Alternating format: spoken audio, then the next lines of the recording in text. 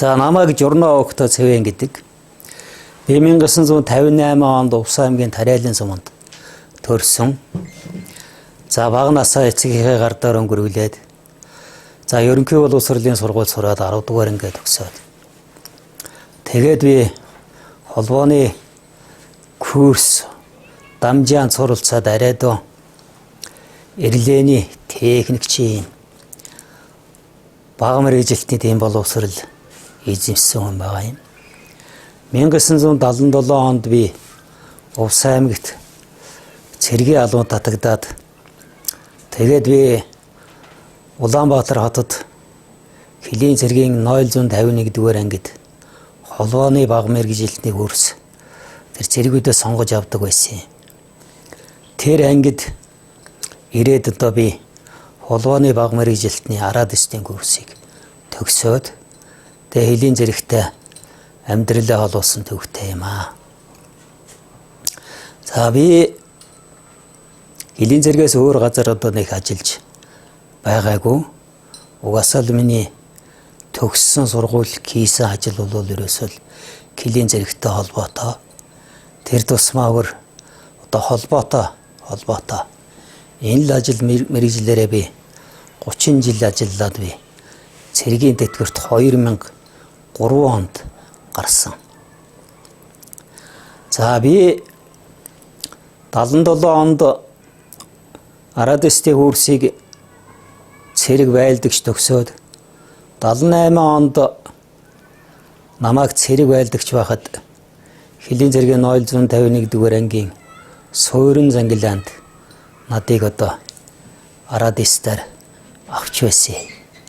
Тэгээ би цэрэг байлдагч султаа 1 жил тэнд араад эсд хийж байгаад 79 онд одоо улирсан алууны ахлагч болж за тэндээс би хөдөлмөрийн гараага эхэлсэн юм төвхтэй. За би 79 оноос 91 он хүртэл одоо Хөлийн цэргийн 151 дугаар ангид суурин зангилаанд ээлжийн холбоочин ахлах холбоочин энэ төр ажлуудыг хийж байгаад 91 онд би Увс аймаг руу шилжсэн юм. За шилжих шалтгаан одоо юу байсан гэхээр 90 онд одоо арчил одоо гарч ирж нийгэм солигдож явах тэр үед манай хойд хэл бол одоо найрамдлын хэл байсан.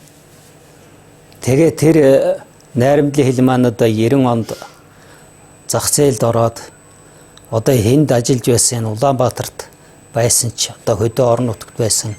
Тэр үед одоо ер нь Орос зөвлөхгүй алуун газар мазарч гэж байгаагүй. Тэгээ харилцаа жаахан тааруулж эхлэх үед Увсын отряд тэр үед төлөөлөгчийн газар байсан. Тэнд одоо холбоог зайлшгүй хүч нэмэгдүүлэх юм шаардлага гараад гэлцсийн дарга Сэнгэ хорондоо намайг нэг өдөр дуудаад за чи Увсад очиж ажиллах шаардлагатай боллоо. За чи очиж ажиллаа гэсэн. Тэгээд тэр чи одоо өвлийн улирал байсан юм аа. 91 оны 2 сарын 5-ны өдөр би Увс аймагт Хөлийн отрядад томилтоор очиж байлаа. Тэгээд надыг Увсад очиход Хөлийн төлөөлөгчийн аппарат байсан. Тэгээд Хөлийн төлөөлөгчийн аппарат маань 91 оноос хойш одоо анги байгууллагын нэршил өөрчлөгдөөд Хөлийн хороо гэсэн ийм нэршилтэй болсон байсан. Тэгээд очиход бол тэнд аппаратын бүрэлдэхүүнтэй ийм байсан. За холбооны ерөнхий байдал бол застав тэр үеийн аппарат застав хоорондын холбоотой байсан. За тэр холбоо маань голдуу одоо арайдоо холбоогоо энгийн гормоор илүү ажилдаг. Телефоны гормоор ажилдаг. Ийм байсан.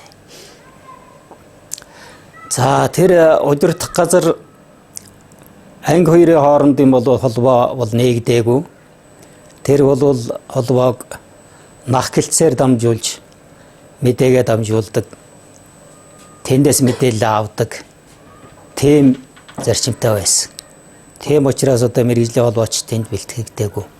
Уг нь хойд Хөлийн 2 отряд байсан дээр чи овсын хилийн төлөөлөгч аппарат, көвсглийн хилийн төлөөлөгч аппарат гэдэг 2 аппарат байсан. Тэгэхэд би одоо суурин зангилын холбоочин байсан учраас 7 хоногийн хагас бүтээсээ өдөр нэг холбоо шалгадаг тийм л зарчимтай байсан. За ингээд би 91 онд очиход одоо Увсын отряд очиход манай ган төмөр гэдэг Ахмад холбооныхан дарга байсан. За тэгээд би тэндээс ажлынхаа гарааг шинээр эхлэх юм шаардлага гарсан юм аа. За Увсын отряд хилийн төлөөлөгчийн аппарат маань 1976 онд одоо төлөөлөгчийн газар нэгдээд ингээд ажилласан юм билээ. Тэгээ 90 он хүртэл нэлээд олон жил болсон. Анхны холбооныхан дараагаар Архадын Баатар гэж Ахмад хүн байсан. Тэр хүн бол 80 оноос 83 он хүртэл ажиллаж байгаа. Тэгээд тэтгэвртэй гарсан байдаг. Хоёр дахь дараагаар нь одоо ахлаг дэслэг чимэд орж гэдэг хүн томилогдож ажилласан. 2 жил ажиллаад 1985 онд өөр одоо отрядад ажиллахаар явсан. 3 дахь холбооныхан дарга нь одоо Базрын ган төмөр гэж Ахмад байсан. Ган төмөр Ахмад бол 85 онд томилогдож ирсэн байдаг. Ган төмөр бол одоо Батлан хамгаалах яамны цэргэн нэгдсэн дээд сургуулийн холбооны ангийг төгсөөд одоо манай хилийн зэрэгт ирж алав хаасан ийм хүний нэг байгаа. За ингээ би тэр одоо гар нийлж ажилласан. Би тэр үед одоо техникчээр намайг томилсон. Тухайн үед ган төмөр Ахмад маань өөр газар шилжиж гэсэн ийм хүсэлт өгчихсэн. Ийм байсан. За би төлөөлөгчийн газар яваад очиход манай төлөөлөгчийн газар чинь одоо 10 заставтай байсан. Бүх мөрөнгийн застав гэдэг бүх мөрийн сумынхаа төв дээр байралтай. Өөрөг нуурын застав дөнгөж байгуулагдаад 1 жил болж исэн. Холбооны хэрэгслээр хангагдаагүй байсан. Төр пост гэж байсан. За дараа нь сагилын застав гэж байсан. Сагилын застав бол сагил сумынхаа төв дээр байдаг. За боршоогийн застав бол шалган нэвтрүүлэх гомд учраас боршоо дээр байрлаж байдаг. Давсны застав маань давсны уурхаа дээр байралтай байсан. Тухайн үед давсны уурхаа маань тогтоо 24-ийн тогтоо. Тэгээд одоо цэцэрлэг сургуультай давсны уурхаа руу тогоо өгчихсэн ийм бас суурин газар байсан. За тэсийн застав бол бас застав тэсийнхээ төв дээр байралтай. За төв бус байралтай газар нь одоо тогоогийн застав, харцагаа улсын застав энд нэр л байсан.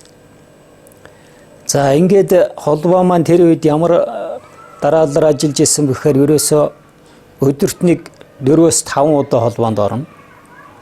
Тэгээд хаачихна. Хагасанд 3 удаа холбоонд орно.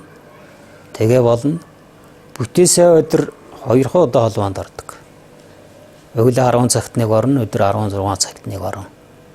Тэгэл холбоо бол ерөөсөө тэгж одоо 24-ийн тасралтгүй тийм ажиллагаан шилжээгүй ийм байсан. Тэгэхээр бол одоо манай Орос Монголын харилцаа бол аргагүй найрсаг тийм байдалд байсан нэг илрэл одоо тэр байсан. За очоод одоо миний хийсэн ажил бол ялангуяа одоо төв удирдах газрыг ангийн төвтэй одоо радио холбоогоор нээх энэ ажил байсан. За энд бол станц техникийн тэнд суурьлагч гэсэн байсан. Ганцхан одоо мэргэжлийн холбооч л хэрэгтэй байсан. Тэрийг бол очоод би өргөжлүүлж эхэлсэн. Тэгээд эхлээд ингээ ажиллахад одоо зайшгүй ээлж яраад хэрэгтэй болсон. Ингээд одоо анхны холбооны ээлж яраад дээр одоо хорхон бэмбижав. Тэр нутгийн хүн даваа хөөгийн лувсан цэрэн. За цэрэн чимэд гээд ингээ 3 ээлжийн холбоочтой болж үйл ажиллагаагаа эхлүүлсэн юм аа. За ангийн төв одоо ингээд холбоотой болсон. Заставуудтай холбоотой болсон. За ингээд ажиллагаа явагдаж эхэлсэн гэвь. Тэр үед одоо зах зээлийн шилжилтийн үе байсан. Тог цахилгаан одоо маш хүнд. Увс аймаг маань одоо аймгийн төв хэдийч дизель станц ажилуулдаг оройн цагаар. Өдрийн цагаар одоо ажилдаггүй аймгийн төв. оройн цаг ажиллахаараа одоо эмнэлэг, хил, цагдаа, онцгой байдлын дөрвөн хэсэгтэл тоо өгдөг. Ийм байсан. Тэгэхээр одоо холбоог тасралтгүй явуулахад одоо зай дэжэл цэнэглэгээс хэсүүлээд тэр асуудлуудыг бүгдийг одоо шийдвэрлэх юм шаардлагууд гарч байсан. За хөлийн зэрэгт ер нь холбоо ямар хэрэгтэй юм бэ гэхээр холбооны ер нь хэдэн төрөл байд юм гэхээр одоо манайх чинь хөлийн зэрэг одоо дөрвөн төрлийн холбоо бий. Нэгдүгээрт нариадын холбоо, хоёрт нь утсан холбоо, гуравт нь шуудан холбоо, дөрөвд нь одоо бэчэ холбоо гэж ийм холбооны хэрэгслүүдийг ашигладаг байсан. За тухайн үед бол манай отроод бол тийм утсан холбоо бол байгаагүй. Ариадын холбоотой л байсан. Ариадын холбооны одоо давуу тал их бий. Ер нь л одоо цэргийн ангид бүгд л одоо ариадын холбоог голчилдог. Ариадын холбоо маань одоо дайн байлдааны үед чухал үүрэг гүйцэтгэж байсан. Ингийн цагт ч одоо чухал үүрэг гүйцэтгэж байна. Одоо ч гэсэн үүргээ гүйцэтгэсээр явж байгаа. Холбоогүйгээр цэргийн анги орчин тогтно гэхэд бол хэцүү. Даргын гаргасан удирдлага тушаал шийдвэрийг хамгийн түрүүнд холбоогоор одоо яаралтай байдлаар шуурхаа, цаг алдахгүй, үнэн зөв дамжуулж байж тэр дарга бол бодлого шийдвэрээ тухайн нэгжидээ хүргэдэг ийм чухал хэрэгсэл. Мөн эсрэгээр одоо тэр хил дээр үүрэг гүйцэтгэж байгаа хүмүүс хилийн зөрчил илрүүлээд хил зөрчигч барай ч юм уу. Тэрийг одоо яаж шийдвэрлэх талаар лавлах асуудал гардаг. Энд мөн зайлшгүй л одоо нөгөө найдвартай холбоо хэрэгтэй. Тэр одоо холбоогоор дамжуулж гарсан зөрчлөө одоо мэдэгдэж яаж шийдвэрлэх талаар заавар зөвлөгөө авч байж тэгээ одоо тэр ажиллагааг даргын одоо удирдлагаар шийдвэрлэдэг. Ийм учраас цэргийн ангид бол холбоогүйгээр анги байгууллагын дарга нар үйл ажиллагаагаа явуулна гэхэд төвхтэй. За ингээд ариадын холбоо нээсний дараагаар за одоо манай заставын байрлалууд маань ихэнх нь сумын төв дээр хилээсээ одоо нэлээд хол одоо бүх мөрөн гихтэл одоо хилээсээ 50 гаруй км-ийн зайтай сумын төв дээр байж ах шиг ийм жишээтэй байсан. 93 оноос хойш одоо Тухайн Монголын харилцаа бол жаахан муудаж эхэлсэн. Хилийн зөрчил их гардаг болсон. Харилцан мал их хулгайлдаг болсон. Гурил удаа одоо тэгэл охин гэрэгцээний бараа ховорцсонтой холбоотой контрабандын зөрчлүүд их гардаг болсон. За энэ үеэр малын холгой ихсэнээс 93 оноос хойш ерөөсөө хил дээр байнга одоо зөрчил ер нь тогтмол өдөрт одоо ер нь зөрчил гарахгүй өдөр гэж тун байхгүй ийм болж эхэлсэн. За манай улсын хэсгээр бол одоо малын холгой Доронтын хилийн хэсгээр одоо машины 8 анги гэж идэвхсээд одоо хилийн зэргийн хэмжээнд одоо Дорнод увс 2-ын хилийн хэсэг бол нэлээд анхаарал татаж эхэлсэн. За энэ үед бол төр засгаас дистракт арга хэмжээнүүдийг бол цаг үед навч эхэлсэн. Тэгээ манай одоо заставын байрлалуудыг бүгдийн хилрүүлэх үйлсэн. За тухайн үед одоо заставаас хамгаалж исэн хамгаалтыг харуулын байрлалаас хамгаалах юм шийдвэр гарч за харуулын байрууд одоо баригдаж эхэлсэн. За энэ үед бол холбооны техник хэрэгслүүдийн хангалт зайлшгүй шаардлагатай болсон. За тухайн үед одоо хилийн зэрэгээс одоо станц техникүүдээр хангаж исэн. За тэр үед одоо станц техник хангадаг гэдэг чинь одоо зай тэжээлийн асуудал маш хүндрэлтэй байсан. Ихэнх заставууд маань одоо хил дээр байдаг учраас тог цахилгааны асуудал маш хэцүү.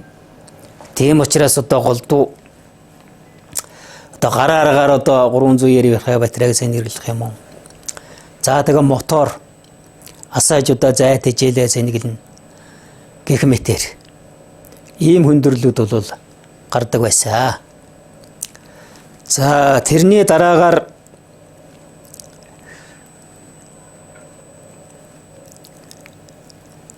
заставуудаа ингээ бэхжүүлээд харуул хамгаалтаа харуулын байрнуудаас хамгаалдаг болсонтой холбоотойгоор хилийн инженерийн торон сад татах юм ажил эхэлсэн. За тэгээ хил дагуу бол торон саддатаж эхэлсэн. Манай инженерийн анги бол тороо саддатсан. За энэнийг одоо бид нэр ашиглаж тэр инженерийн торыг ашиглаж утсан холбооны хэлбэрээр ашиглах юм шийд гаргаад. За тэгээд тор татахтаа зэрэгцүүлээд манай тэр заставын холбоочд маань тэн дээр тэр эхний төгсгөлийн 2 шугамыг одоо кэрж татдаг утсыг нь дангаар нь татуулж утсан холбооны зориултаар ашиглаж эхэлсэн. За энийг бол холбоход нэлээд хүндрэл байсан. Зарим одоо торон сад харуулын байртайгаа ойрхон байлаа гэхэд зарим нь их хол 2-3 км-ийн зайтай ийм байралтай байсан. Тэгээ бид нэр хоорондоо ярилцаад ерөөсөө энийг холбоход юу хэрэгтэй вэ? Хамгийн гол нь одоо тэр торны төгсгөл дунд хэсгээс ч юм уу тасалж явахдаа одоо ган утас хэрэгтэй болсон. За тэр утсыг одоо бид нэр бас ашигласан тэр боршоогийн чиглэлээр өндөр хүчлийн шугам татаж исэн улаан гом руу. Тэгэд одоо тэнд нэг хэсэг тийм өндөр хүчлийн шугам тастаа хайчихсан тийм нилээ урт тийм шугам байсан. Тэрийг одоо заставдаар авчираа бүтэн хөгөөд тэр чи одоо төвхтэй тостоо балта хүн гараар орж көөхөд их төвхтэй. Тэрнээс салширлуугаар манай одоо холбоочод тэрний бүтэн хөгөөд тэгээ одоо харуулын байр руу тэр торноосоо утас татаж ингэж оруулж байсан. За зарим газараа одоо 74 кабель татаж оруулаад ингээ бараг 20 гаруй одоо харуулыг бид нэр торны холбоотой болгож байсан. За энэ торны холбоо бол 2 талын ашигтай. Нэгдүгээрт хөлийн зөрчил гарч уугүй гэдгийг бол за тэр аппарат эргүүлэл үүсгэхэд холбогдож лээвэл энэ тор бол бүтэн байна гэсэн үг. Хоёрдугаарт одоо утсан холбоо гэдэг бол ариатай холбоог хажууд одоо зайд хижээл нэг шаардахгүй. Тийм учраас байнгын одоо хийж ашиглах ийм боломжтой. За ийм боломжийн холбоог одоо 2001 он 2002 оны хүртэл одоо энэ хийж ингэж чадсан юм аа. За дараагаар нь одоо отродын төвд нэг хийх ажил бол утсан холбооны одоо зайлшгүй шаардлага байсан. Олон алуудуудтай болсон. Алуудууд маань одоо дээд чатны байгууллагатайгаа хилцэд алуудуудтайгаа одоо өдөр тутмын одоо мэдээлэл солилцох юм шаардлага байсан. За энэний дагуу 1997 онд анх утсан холбооны сансар зангилааны сувгийг одоо анги руу татаж оруулж хөлийн зэрэг удирдах газар хооронд утсан холбоотой болсон.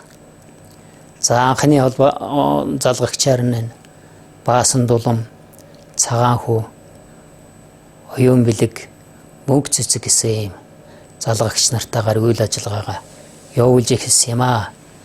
Ингэснээр одоо алуудын дарганаар одоо удирдах газартай холбоо барихад хамгийн одоо их төхөмтэй ийм үйл явдал болсон. За энтэй зэрэгцээд одоо хөлийн төлөөлөгчийн аппаратыг Увсан аймгийн төв дээр байгуулсан.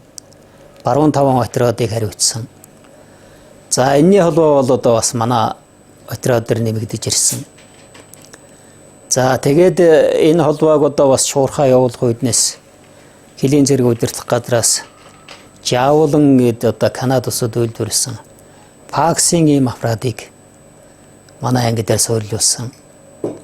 Энэ аппарат энэ станц маань өгөгдөл дамжуулах системтэй. Тэгээ тэр одоо өгөгдлийг энэ хөлийн зэргийн командл хооронд одоо хөлийн төлөөлөгчийн газар болон манай отрод тэр одоо Пакси аппаратыг нэлээд ашиглаж мэдээллийг нэлээд одоо солилцож байсан явдлууд ариатай холбоонд бол нэлээд ийм чухал байр суурийг эзэлж байсан юм аа. За ингээд одоо 2000 оноос холбоо маань ер нь гайгүй гэж игдрээд утсан холбоотой, ариатай холбоотой байнгын харуулууд маань одоо торны холбоотой болоод ингээд нэг хэсэг гайгүй явсан.